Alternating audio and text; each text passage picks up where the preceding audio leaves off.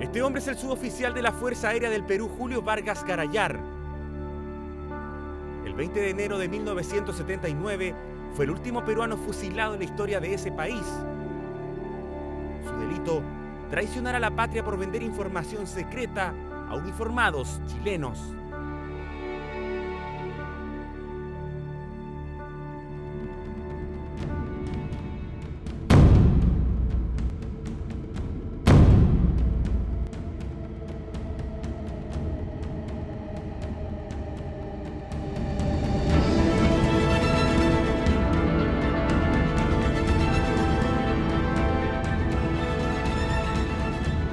De diciembre de 1978, Chile estaba al borde de una guerra con Argentina por la disputa de las islas del Beagle.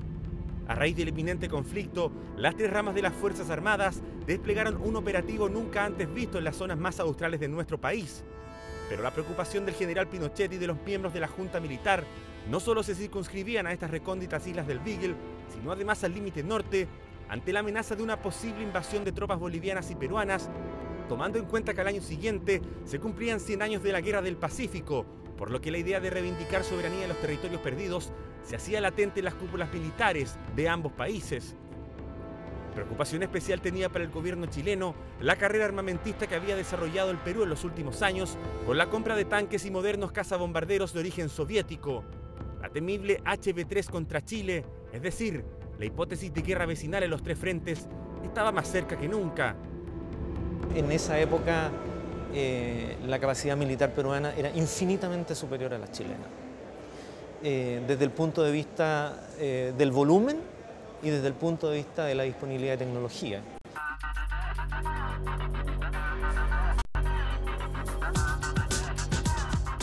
Para investigar este desconocido caso de espionaje chileno en las tierras del Rímac y que por primera vez es develado en televisión, un equipo de nuestro programa se trasladó hasta Perú para conocer en detalle este complejo pasaje de nuestra historia reciente.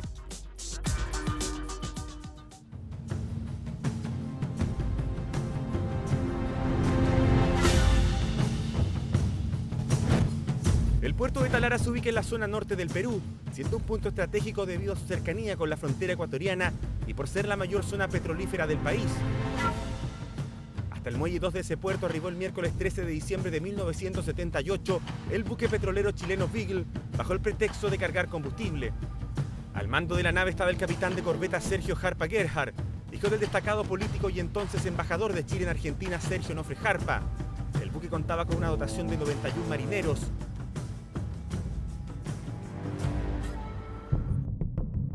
Al día siguiente, y cuando el reloj marcaba las 13 horas, salían desde el estacionamiento del Hotel Guanes de Talara el comandante Jarpa, acompañado del teniente Alfredo Andonaegui Álvarez y de un suboficial de apellido Durán, quien conducía un vehículo diplomático rumbo a la ruta de salida de la ciudad.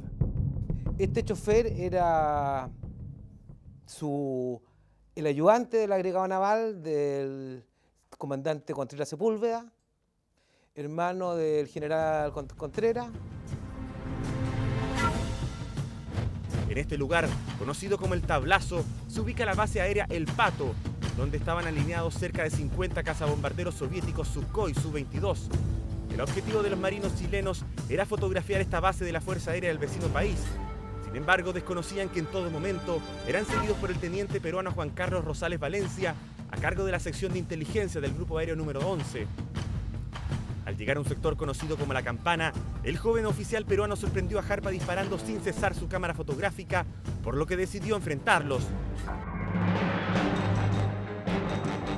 Tras un breve forcejeo logró quitarles la cámara a los marinos chilenos y estos fueron llevados en calidad de detenidos a la base aérea El Pato siendo interrogados.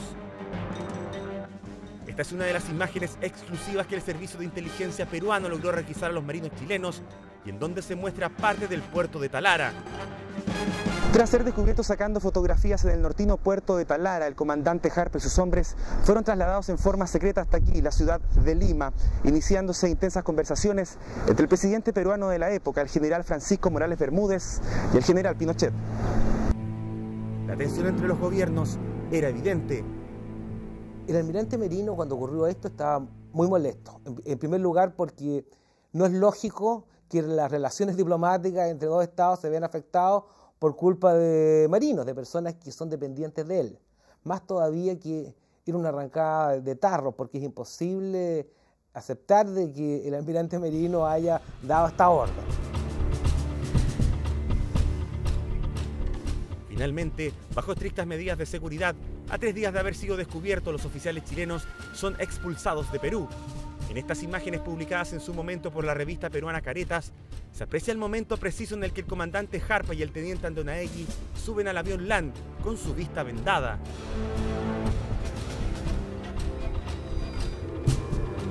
Esto es el detonante mismo y Chile llega a romper relaciones con Perú y quedan a nivel de encargados de negocio. Pero la detección de este intento de espionaje chileno en el puerto de Talara era solo la punta del iceberg. Días más tarde, el gobierno militar peruano anunciaba otro intento frustrado de espionaje en tierras peruanas, pero el cual se había mantenido en secreto. Meses antes, el 12 de octubre había sido detenido el suboficial de la Fuerza Aérea Peruana Julio Vargas Garayar. A él se le acusaba de vender información a oficiales de la FACH apostados en la embajada chilena en Lima. El gobierno de Morales Bermúdez acusaba directamente como el cabecilla de esta red de espionaje al agregado aéreo en el Perú, el general de brigada Vicente Rodríguez Bustos. Al suboficial peruano se le pagaron altas sumas de dinero para entregar planos y fotografías de la base aérea La Joya, ubicada en la zona de Arequipa. Pero pagaría un alto precio por esta osada estrategia. El 20 de enero de 1979, Julio Vargas Garayar era fusilado bajo el cargo de traición a la patria.